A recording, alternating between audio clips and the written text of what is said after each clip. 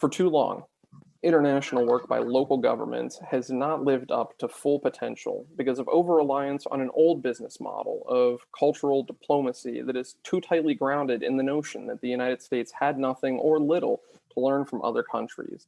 As a consequence, city and county governments do not plan global engagement strategically. In the face of international work at the local level, too often produces few or no outcomes. As local governments continue to become drawn more into the global arena, as global connectivity tightens and the demand on services from local governments grow, reformulating international affairs towards something more purposeful will become an absolute necessity, not an option. So posits our guest here, Dr. Dale Medearis, Senior Regional Planner for the Northern Virginia Regional Commission, a regional council of governments representing the 13 localities and 2.5 million people of Northern Virginia, which has practiced a special model of strategic global interaction with potential adoption for other localities around the country for over 2 decades. Hello and welcome to the Jefferson Educational Society Digital Programming. I'm Ben Spagan. I'm the Vice President at the JES and am a contributing editor at the Erie Reader. Now, at the Northern Virginia Regional Commission, Dr. Dale Medearis co-leads NVRC's Regional Climate Mitigation, Resiliency, and Energy Programs and manages NVRC's international environmental partnerships among the few problem-focused, goal-oriented, and geographically specific transfer of lessons from abroad to the U.S.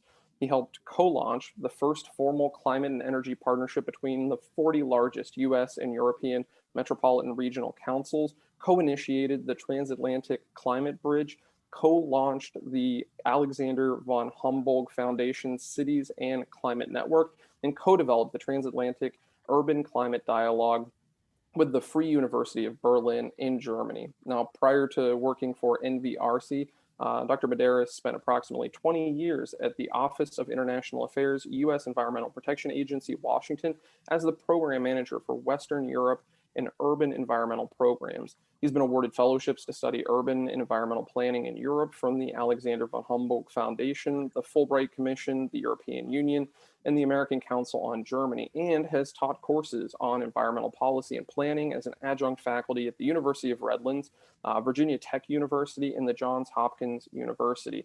Dr. Medearis got his PhD in environmental design and planning from Virginia Tech University, an MS in cartography and geographic science from George Mason University, an MGA in government from the University of Pennsylvania, and his bachelor's degree in international relations from the University of Redlands. For a fuller bio, please head over to our website, jeserie.org, or visit the Northern Virginia Regional Commission's website at novaregion, N-O-V-A region.org. Now, since this program is first airing live on the Jefferson Facebook page, folks, we're going to work our way through as many questions from you, the viewers, as we can as we host this event. If you have a question, just leave it in the comments section below. If you're listening to or watching a later broadcast of this program, still feel free to send us your questions to keep this conversation going. And for more information about upcoming JES programs and publications, do visit that website, jeserie.org, and be sure to like us on Facebook, follow us on Twitter and Instagram, and subscribe to our YouTube channel. It is my pleasure to welcome Dr. Dale Medearis to the JES digital stage. Dale, thank you for joining us here. Thank you, Ben, for inviting me. It's a pleasure to be here. So I offered a really brief introduction of the Northern Virginia Regional Commission when we first started.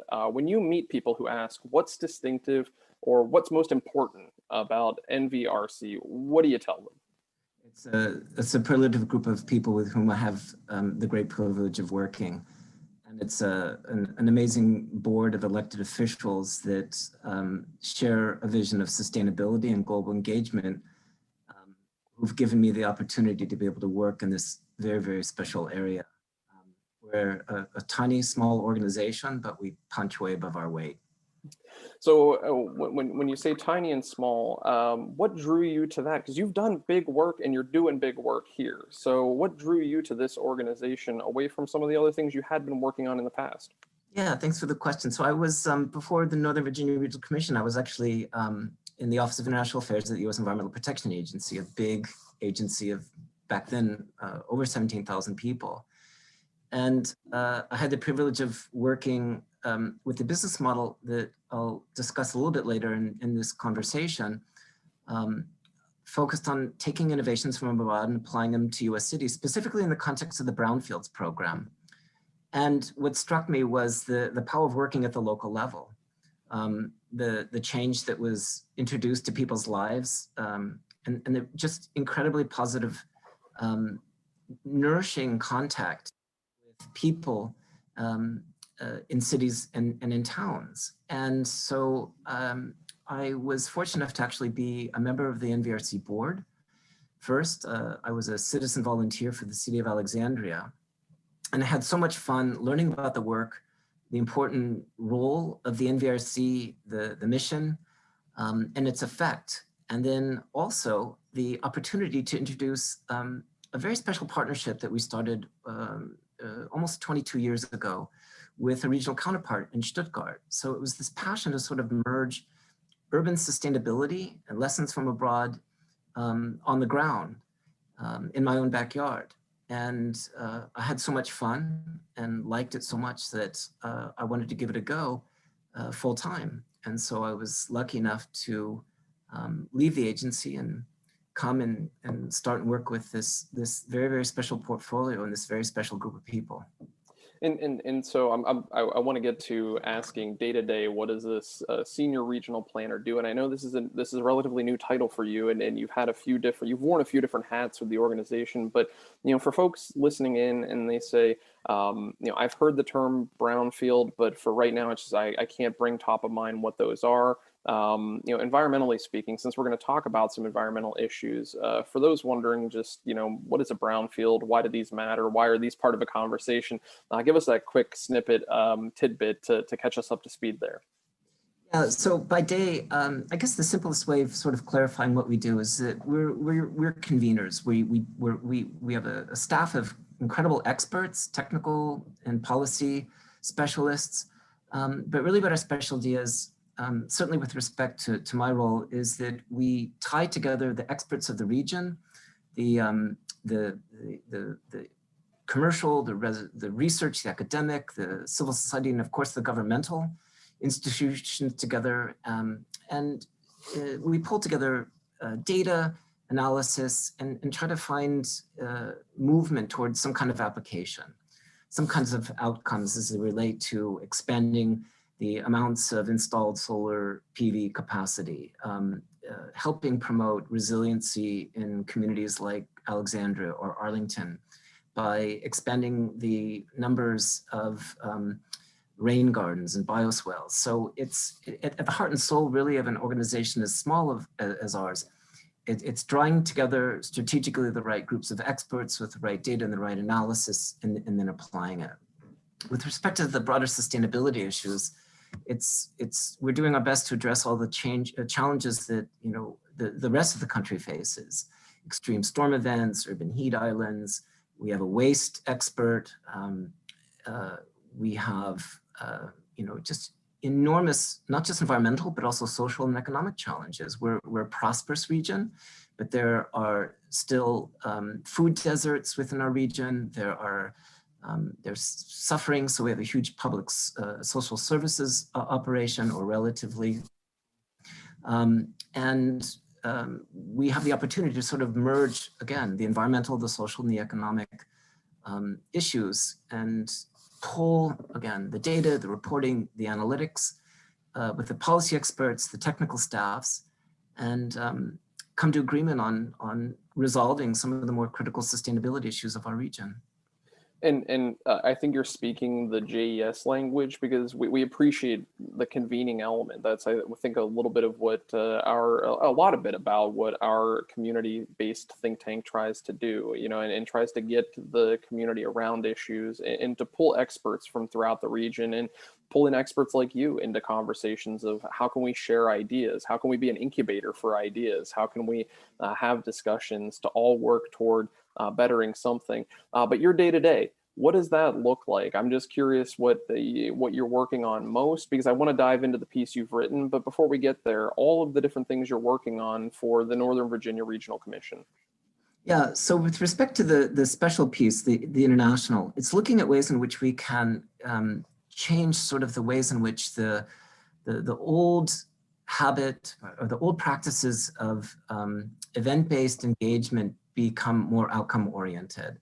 So we're a region of about 2.5 million people. We have, world-class assets in the forms of airports, of universities, corporations, and yet there's still the potential to tap into that global engagement through, among other things, transferring policy and technical innovations is overlooked. And so one of the things that I'm trying to do is encourage a more strategic focus of international activity within a local government by identifying priorities on topics on which they can work, like climate change, waste management, climate resiliency, but then how those issues could be improved and addressed, not just by the galaxy of talent and innovation that's here in this region, but complementing it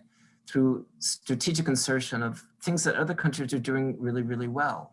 If we have a deficiency or we notice a need for improving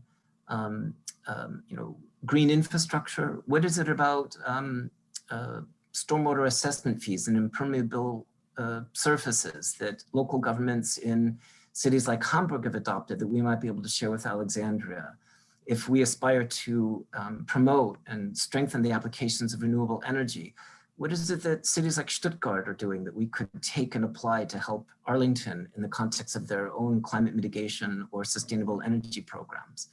So I get the privilege of involving myself with everything from trying to justify international engagement through economic means, looking at ways in which our investment with foreign counterparts or trade with foreign counterparts is reflected in data and specifically within the local boundaries of specific jurisdictions, all the way to working with some of our local governmental partners, our universities and colleges to form peer-to-peer technical and policy exchanges so that we're familiar with the policy infrastructure that can absorb these policies, these ideas, and then ultimately the technologies as well.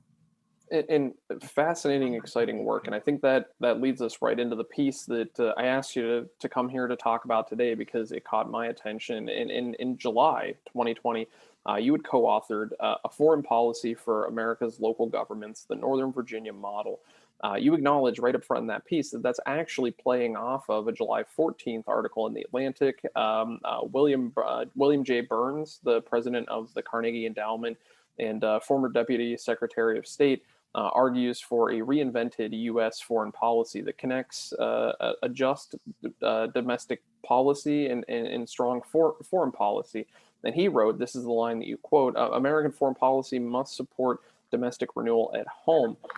That, though, Dale, that's such a quick response. You saw this, you had to write something. What really caught your attention there? Well, the credit really goes to my friend Rich Kauslerich over at George Mason University, who I believe had worked with Ambassador Burns over at the State Department. And Ambassador Burns' piece, in fact, drew from a Carnegie Institute piece that had been done, I think, about a year earlier. It was 3 different reports on the states of Colorado, Nebraska, and Ohio that reflected, I think, the equivalent of a foreign policy awakening.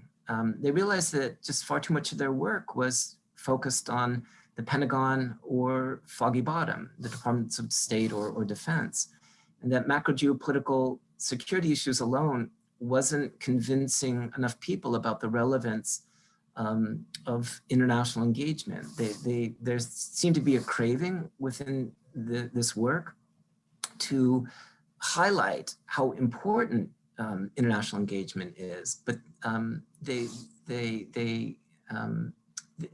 seem to struggle with going beyond just identifying the problem towards clarifying what the next step should be in terms of addressing it. So I had the privilege of and the permission to write the piece that I did with Rich based on basically what we've been doing for over 20 years, which is, again, demonstrating outcomes that benefit our regions, communities and people economically, environmentally, and socially. So it was a lot of fun. I'm glad that the piece came out because there's been a few more that have mirrored what Ambassador Burns has written, and we feel like we're in the right spot at the right time.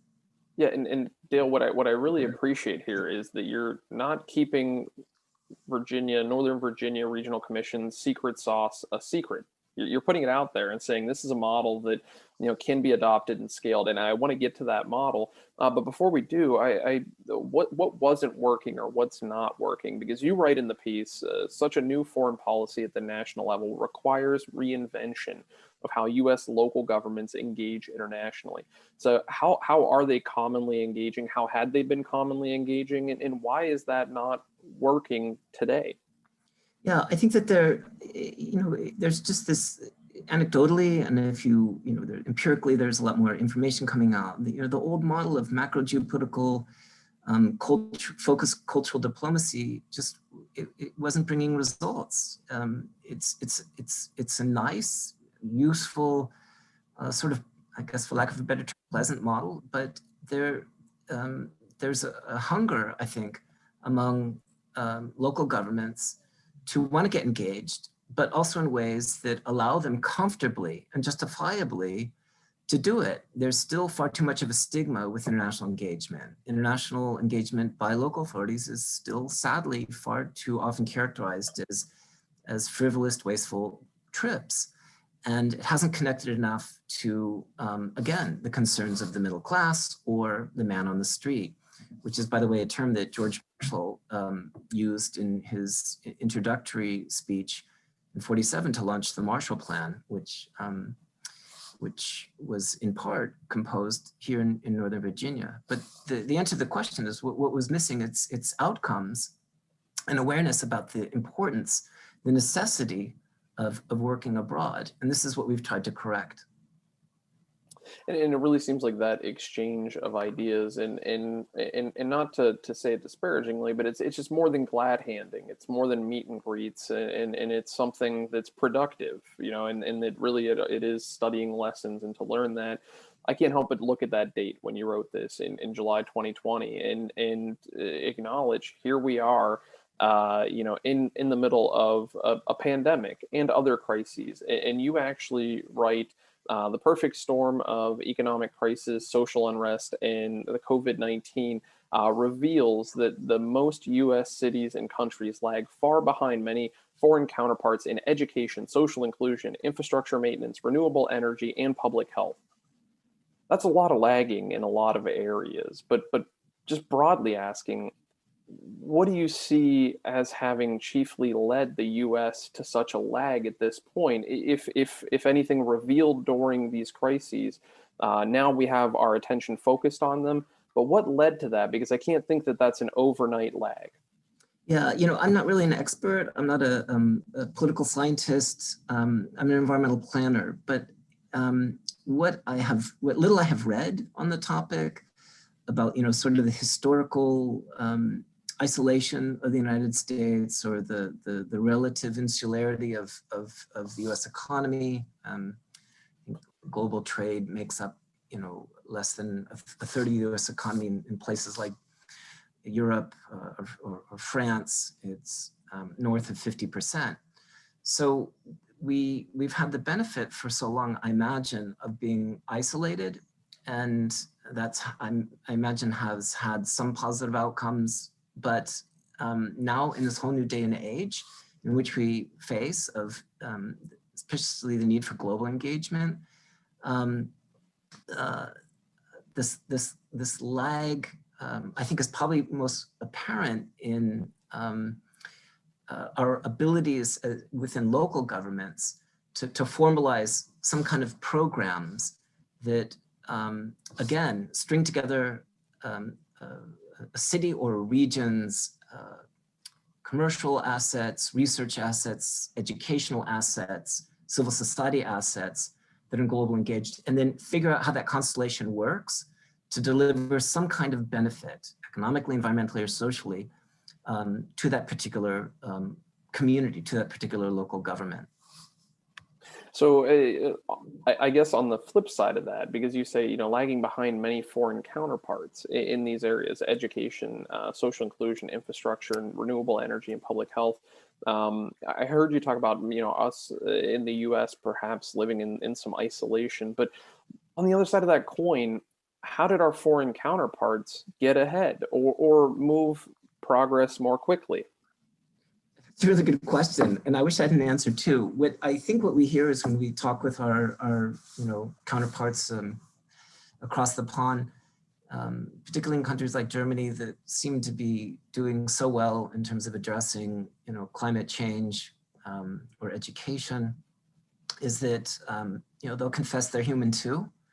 They make plenty of mistakes, but their resource constraints, their size, their densities, force them to hit the walls, so to speak, earlier and maybe with less impact, and make corrections. So energy dependence in the case of many countries like Germany or the Netherlands or Denmark compelled them to think alternatively and fuel this race towards energy innovation, among other policy areas. So I guess what I have read, what I've heard is that they hit these constraints and it forced them to innovate.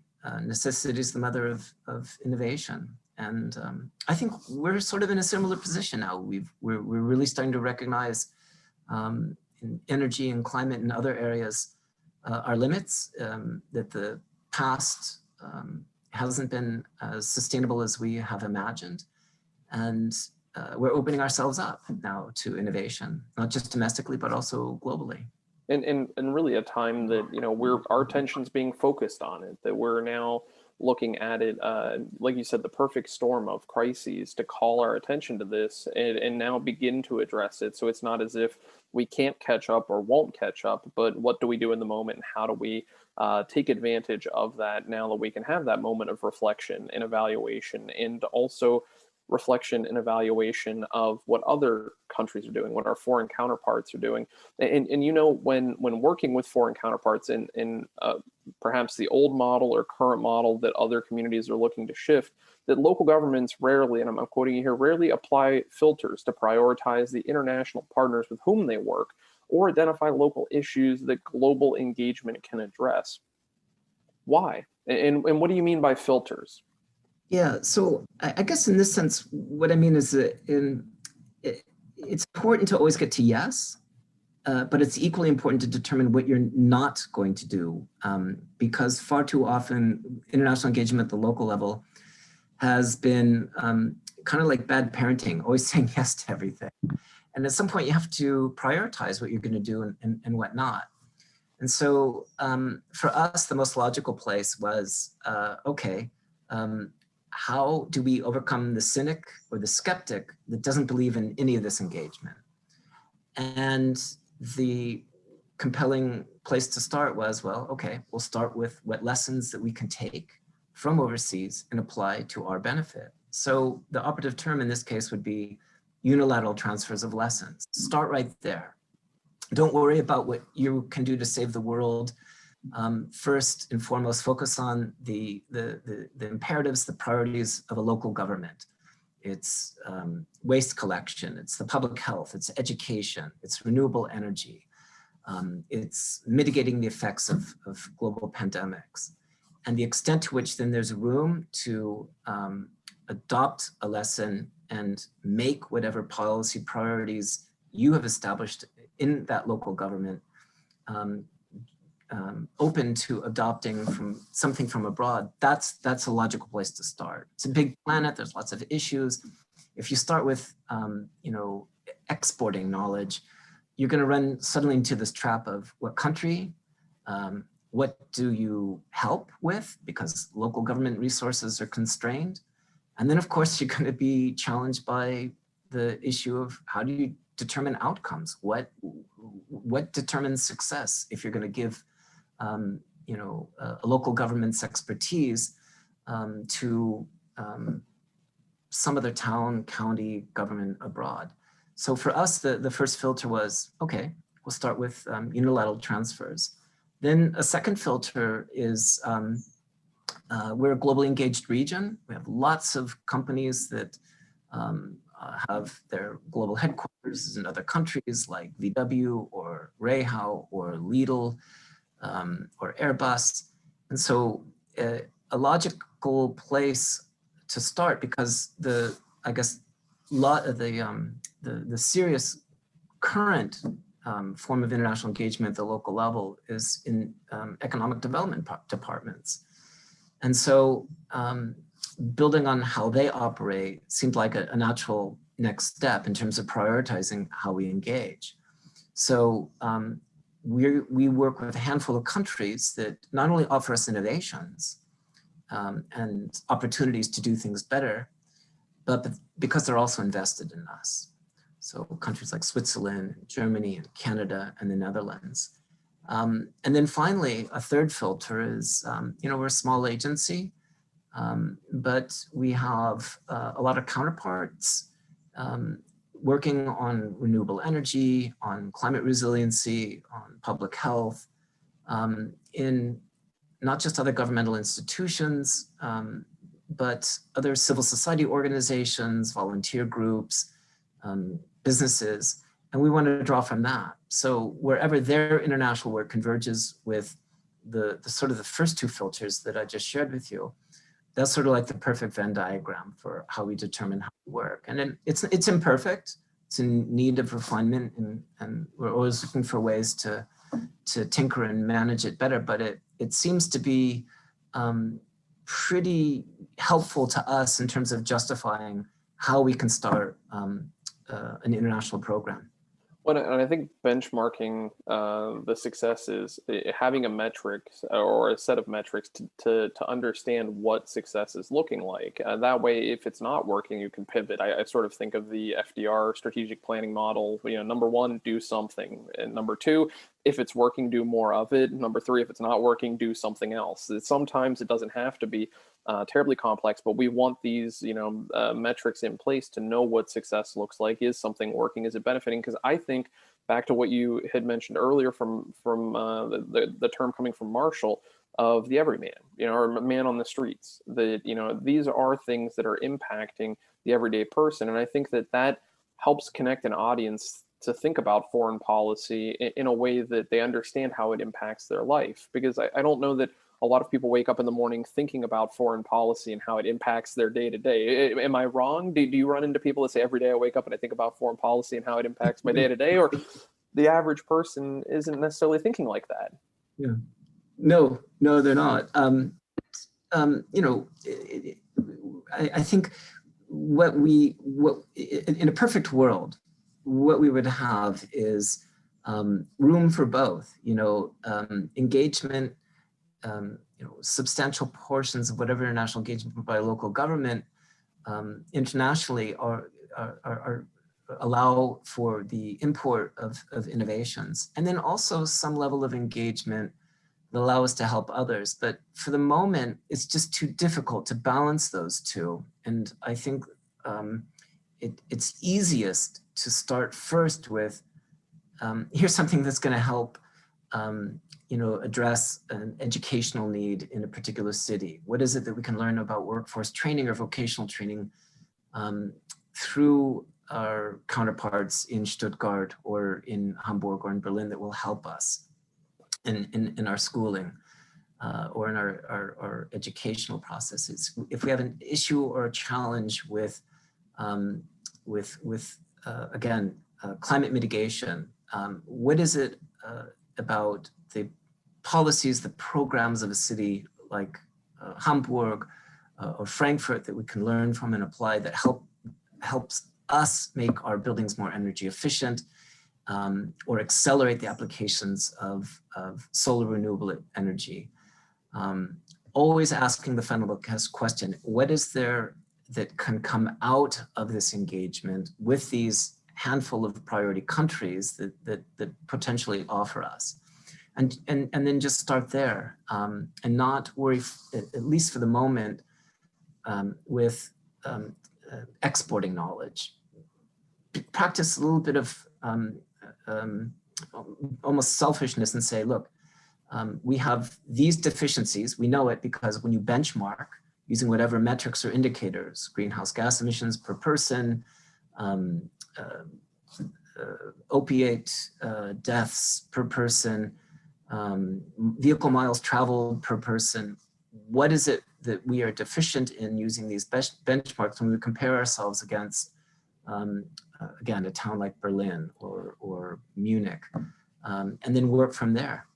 Well, I think that there's a vulnerability there, being open to say we need to learn and we have the capacity to learn, and that rather than saying here are all of our ideas and pushing them out into the world, saying some of the ideas out there need to be brought in, and then we have a moment to really advance ourselves smartly by looking at what has worked and what has, and what maybe hasn't worked. They tried something and it didn't work, so they tried something different. And that's a way to help grow a community, and that local municipalities and local governments can be observant of that. Dale, I want to go back to one of the things you had mentioned earlier. You talked about priority setting. And on the path to proposing reform, in this piece that you've written, you rhetorically asked the question, what is the best structure for local international engagement that encourages transfer of technical and policy lessons from abroad to help US localities meet domestic challenges? Exactly what we're talking about right here. You answer that in the piece. It begins with setting priorities for local governments, global affairs. How do local governments go about that in setting those priorities, and then figuring out what makes sense for them? Because this can't be a one size fits all based on the locality and the challenges present and the needs present. How do they go about priority setting? Yeah, so a lot of those are just, it's national policy legislation, state level policy legislation in the case of climate change or other environmental issues, or public health. The priorities are there, the problems are defined, and for us then, in the capacity that we have as conveners, figure out then how to address them, drawing then from this international model, linking whatever established priorities that we have with climate resiliency, climate change, greenhouse gas emissions. How then can we tie our international work to that? And as I said earlier, that begins focusing first with unilateral transfers of lessons. How do our domestic priorities benefit through this international engagement? And you're not going to get any problem solving starting with this notion of exporting knowledge. So we begin first with the unilateral transfers of lessons, and then second, the prioritization of countries based on the one filter that I shared with you, which is economic engagement, mostly trade and investment. And then who are the institutions with whom we can work that are in a position to help us accelerate the introduction of the innovations and then the adoption of those innovations. With respect to the second point, the economic, it's interesting because as I referred earlier, there are international institutions in many, many local governments, and they tend to be mostly within the economic development offices. And that's a great place to start, because when you can clarify and justify that, in our case, like Arlington County, Germany and Switzerland are by far the two largest investors in the county. And so that allows us to more easily justify why we work to harvest lessons from regions like Stuttgart or cities like Berlin that concern themselves with renewable energy or green infrastructure. So that's sort of the template of prioritization under which we work. And Dale, so I want to dive into this model because I think that what's so fascinating about your write-up is you put it into three different points of what the Northern Virginia Regional Commission does when it's looking at setting a foreign policy agenda for local governments. And I want to walk through those in terms of, we've talked a little bit already about prioritizing only transfers of public and technical innovations from abroad for adoption in communities in Northern Virginia.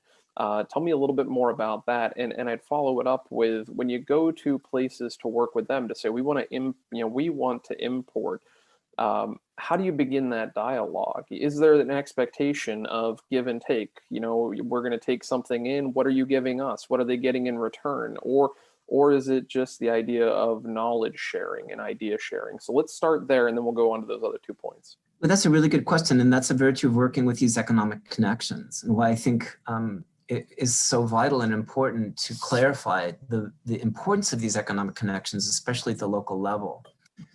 When we can highlight the volume of dollars that flow from a country like Canada, from the Netherlands, from Germany, from Switzerland, to an Arlington County, to a Loudoun County, to a Fairfax County, it awakens an appreciation. It also opens up the portal for us then to justify working with our counterparts. We can share with them, our friends in Stuttgart, hey, you guys are invested in our region. Working with you, working with your research institutions and ours together will allow us to adopt more policies that will open up more opportunities for applications of renewable energy, energy efficient buildings, which invites potentially this virtuous economic circle. You invest in our region, we adopt your sustainability policies, we become more sustainable, we become more, I guess, economically inviting to future investment, and this cycle just continues. So that is, in a sense, one way of justifying to our friends why they would want to work with us. We also do some really good things in this region, and we're very, very proud to be able to share them with our counterparts. It's just that it's, again, in this, in the context of so much cynicism about global engagement at the local level, too much skepticism about junkets and boondoggles and frivolous travel, just always helps to start with, hey, we're going to start with learning from other people, going over there. We can lead with the argument that I just, or the points that I just shared with you. And I've got to think that that breeds some healthy competition. Like you said, a business sees a competitor investing in your region, working with your region. They're going to want to get in on it too, because they're going to see, they're going to feel like they don't want to be left out in that process. Point number 2, you talk about the filters. We went through those a lot. So I'm going to skip over that in the sake of saving some time, because we do have some other questions and things I want to get to with you, Dale. But number 3 that you put in your article is that NVRC relies on its regional academic, commercial, research, and civil society partner organizations to assist with the transfer. How do you partnership build around something like this? How do you get the players at the table to see that they too have something to benefit from that? How does that dialogue look like, bringing other partners in, saying, we need you to do some work here. You've got to help us in this process. Yeah, so luckily we are able to make the argument that we are to, for instance, some of our commercial partners. Dominion Energy, for instance, has been, I mean, they're the most important player for us in so many areas of sustainable energy management. And they recognize too that when they support our work and our engagement with regions like Stuttgart, and we're able to bring along technical and policy experts together to see what cities like Stuttgart, cities like Bottrop, cities like Berlin are engaged with when it comes to renewable energy or microgrid management, energy efficient homes, financial incentives. They appreciate the effort. I think they respect even more the outcomes that emerge from it. So it's not just commercial partners with whom we work, but it's the academic, it's the civil society. We have so many great non-governmental environmental organizations with whom we work. A lot of environmental justice organizations that appreciate what we've been trying to do to apply green infrastructure and some of these degraded watersheds, and taking lessons about on-site stormwater management from Berlin and applying it. Working again with our school, elementary schools. But in the case of George Mason University, for instance, we have a great story of success in sharing data sets. They made available their computing capacities, and we fueled that with the inspiration about a climate atlas from the Stuttgart region. And that led to, among other things, the Solarize map that we've posted and allows people to click on their homes and get a prognosis about approximate costs of installing solar PV on their roofs, the approximate performance, and the approximate return on their investment. So it's a fun constellation with which to work. And I'm going to ask the question I'm sure you get asked all too often. You've been at this for more than 2 decades now. So what does the success look like? What impact has all of this had over the past 2 decades? How has this transformed the region? I know it's a huge question. I'm sure this is one of the first ones everybody asks you. That's why I wanted to bury it here in the interview. But just what does that impact look like? How have you changed Northern Virginia? Yeah, it's been a lot of fun. And there are a lot of different measures for the outcomes. Sometimes it's very practical and tangible. We were able to take, for instance, an elected official from Arlington County, show him a green rooftop 22 years ago in Stuttgart. He came back and worked on adopting a green rooftop on top of the Arlington County governmental offices. So it's as practical as that. And that was part of a whole broad process of charrettes and workshops of introducing green rooftops to our region. And for a while, it was quite exciting. I think our region was in the top 5 of the entire United States for green roofs. It's sometimes also sort of not so tangible, but practical in the form of policies that have been adopted by local governments. And referenced earlier how Alexandria had, we took over some of the green design practitioners from the city to Stuttgart 20 years ago. They were impressed with how German cities like Stuttgart, like Hamburg, like Bottrop adopted impermeable surface stormwater fees. And so they took pieces of that and wove it into the city's own stormwater policies. And that was really, really exciting. Sometimes success for us is simply a report that looks to ways in which laws and programs, for instance, in the context of combined heat power and district energy, how they function in cities like Copenhagen and how they might function in a completely different regulatory or legal framework like the Commonwealth of Virginia or Fairfax County. So we would commission a study that would compare and benchmark district energy programs from Copenhagen, from Mannheim, and look at ways in which a similar policy framework could legally be adopted in Virginia, because the county and the city attorneys have a powerful voice and say in determining what gets approved and what doesn't. And so being able to mollify sort of their concerns and fears is really important. So success for us sometimes is that benchmarking, that reporting, that assessment of what could fit under what circumstances, because we recognize we have a different world here of laws and rules and regulations. Sometimes it's mapping. We have a project right now that we're trying to kick off that looks at the ways in which the levels of investment and the job creation from abroad, how they look within the boundaries of an individual jurisdiction like Fairfax County. So for us, the outcome, the product will be these maps reflecting foreign direct investment.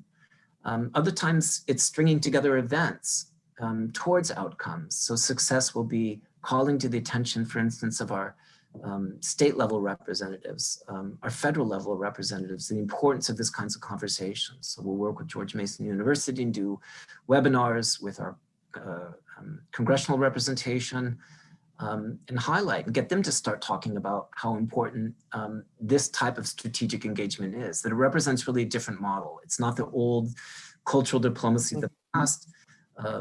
People get together and listen to some jazz music in the annex of the embassy. It's going beyond that, and in ways that, again, are really outcome oriented and very, very strategic. And that's sort of what's exciting about how we define outcomes in this process. Well, I think that goes back to the heart of how is this affecting or impacting the person on the street, the average person, in making a more environmentally friendly, sustainable city. Absolutely is. Making a better place to live. Absolutely is. And so I think it's translating that and helping that knowledge spread. And it's exciting to see what you've been able to do over 2 decades, and continuing to do that work. And I think, like I said earlier, not keeping the secret sauce secret. You're sharing this and showing other communities it can be done. I'd be remiss if I didn't ask the question, because we started one of our series here with a discussion on about the perfect storm of the crises, focusing our attention on it, an acknowledgement of the COVID-19 pandemic. What has the impact from the pandemic been on this model? How have you worked through it? How are you working through it? How has that affected your day-to-day doing this kind of work? So in April, really what the pandemic has done is has allowed us to carry make more clearly the applications of what we've done. Most of the work that we've done over the last 20 years has been what I would call, or what most would consider, sort of the environmental policy arena or technology area, on green infrastructure, on climate resiliency, or energy. And now we're comfortably moving into spaces like public health, education, workforce training, even cultural heritage, memorialization of wounded landscapes. But with respect specifically to the pandemic, back in April, we had a webinar that brought together the mayor of Kiel, Germany, some of the senior staffers from the Stuttgart region involved in pandemic policymaking, just for an information session on what they were doing, how they were benchmarking, the issues with which they were wrestling that mirrored our own, about opening up of schools, public health, public safety. And it went off really, really well. And I anticipate that will be a hook on which we can hang a lot of future public health, mental health kinds of activities. One specific sort of parallel outcome to that was that the pandemic awakened everyone's appreciation for parks and open space. And so a couple of my colleagues did some webinars about the linkages between the two. And that's a huge opportunity to invite, again, ideas from abroad about park management, public health, many, many different innovative ways in which, again, cities like Stuttgart, Hamburg, Copenhagen, Guelph, Ontario have managed their parks, and how we can apply those land use practices and planning policies into our own region. And that's something we actually saw at the JES as well. We had worked with the Cleveland Urban Design Collaborative, taking a look at one of their charrettes for their graduate students, designers, took a look at the Bayfront Parkway master plan, and had some weigh-in, and we asked the project manager to come back. There were some updates along the way, Kristen Zybert, and she had acknowledged that, because I was in the beginning of the onset of the pandemic, and what she had changed was the noticeability of the attention being paid to public places, particularly parks, because it was safer to gather there, to be outside, and to not be confined into a small room. And so absolutely speaking to some of the things we've seen in Erie. Before I get to the question, because I've got to ask you, how does a place like Erie learn from this, and how is that scalable? I think when we think regionally, when we think of municipalities working together, for some folks, residents or, localities themselves, regionalism can be an uncomfortable word, or a word they don't want to embrace. They're eschewing it, and they want to focus, perhaps just on themselves, focus on what they can do, and not collaborating.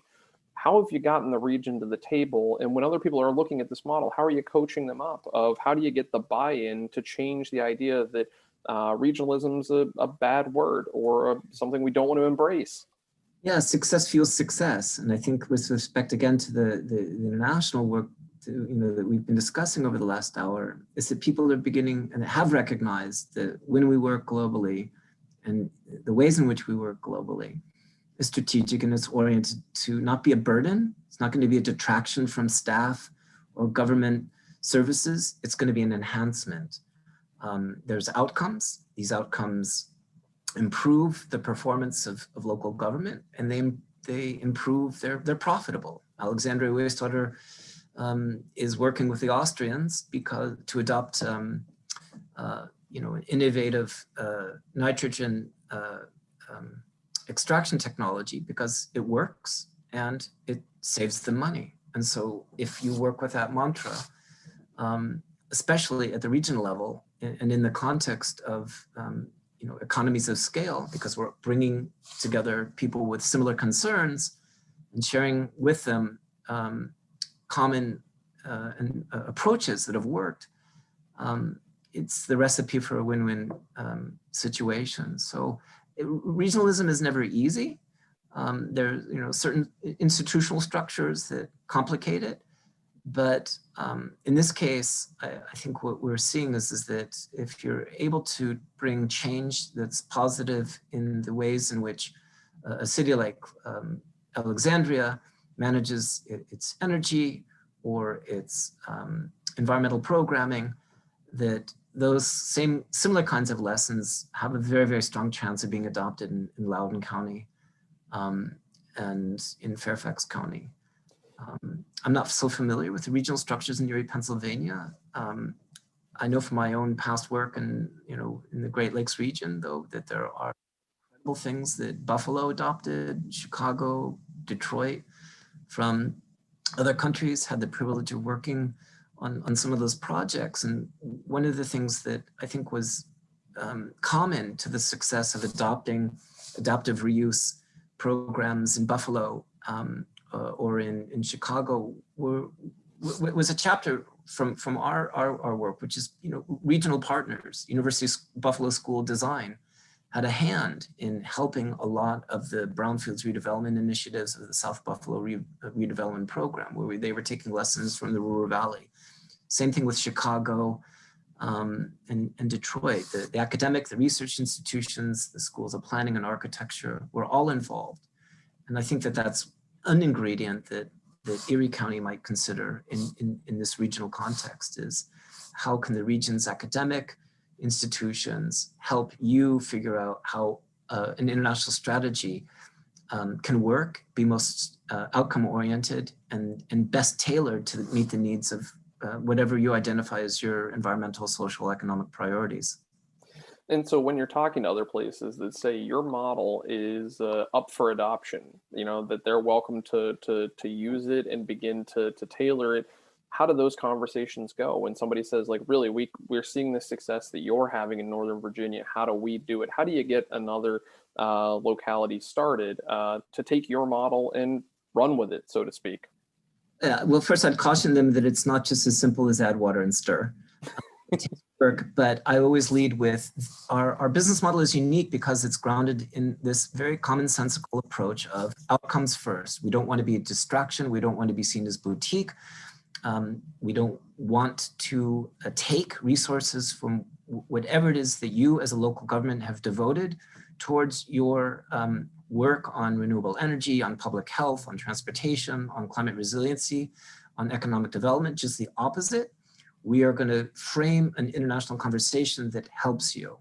So that's the second point with which I lead. Our business model is working because we have the buy-in from the local governments, and we have made the convincing argument that there are benefits. This is not a detraction. We are not going to waste your time. This is not about junkets. This is just the opposite. It's about a very, very strategic approach that's going to help you guys. And Dale, so final question here, as we're almost out of time. We started this. I pulled some pieces, some of the quotes from the piece that you wrote, and we've talked about the necessity that pivoting. There's not going to be an option not to do it. So bluntly put, if localities don't pivot now away from an older model that is not yielding results, is not getting the kinds of outcomes that you're looking at, if they don't pivot, what's their future? We don't want to be so cynical and say that it's gloom and doom. What I like to emphasize is the positive, which is, look, this is the planet's growing smaller. I don't want to mimic too much Tom Friedman about the Earth being flat, but the reality is that so much of the world is now more interconnected than ever, and I suspect that that's the trend with which we're stuck for the short and long term. And that the local governments and the regional governments and the state governments that work together to sort of engage internationally in a strategic outcome-oriented context in the way that we're doing are going to reap benefits. They're going to see rewards. There's going to be dividends, as opposed to sort of just the 10,000-mile wide approach of, well, we'll just do anything we feel like. I think that that's tired and has no choice but to be retired.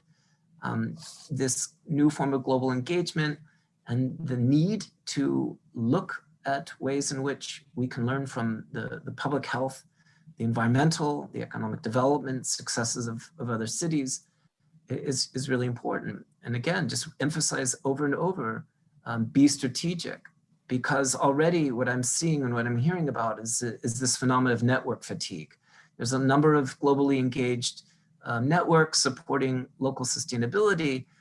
At the end of the day, the local governments are going to have to ask themselves, or the regional governments, the state governments, what are we getting out of it? Are there outcomes that are benefiting us as a result of this engagement? If not, what can we do to make it more outcome oriented that help us, again, economically, environmentally, and socially?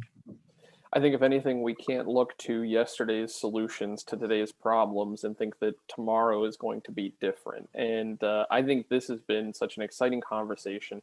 So glad that you joined us here. Dr. Dale Medearis, the co-author of A Foreign Policy for America's Local Governments, the Northern Virginia Model, and senior regional planner at the Northern Virginia Regional Commission. Thank you for sharing your insights and knowledge, taking the time, energy, and effort to be with us here for this discussion. Thank you, Ben. Thank you all. It was a real pleasure. Thank you. And thank you all for tuning in to watch this. Those that tuned in live to the JES Facebook page in real time, those who are watching or listening to a later broadcast, thank you for tuning in. You're a critical part of this conversation. Dale, for folks looking to connect with you, follow along the work that you're doing, the work that Northern Virginia Regional Commission is doing, where should we point them? Northern Virginia Regional Commission, our homepage, and my email is dmedearis@novaregion.org. Fantastic. We'll put that information in the comment section of this post. Folks, if you're looking for more information about upcoming JES digital programming, please do visit our website, jeserie.org.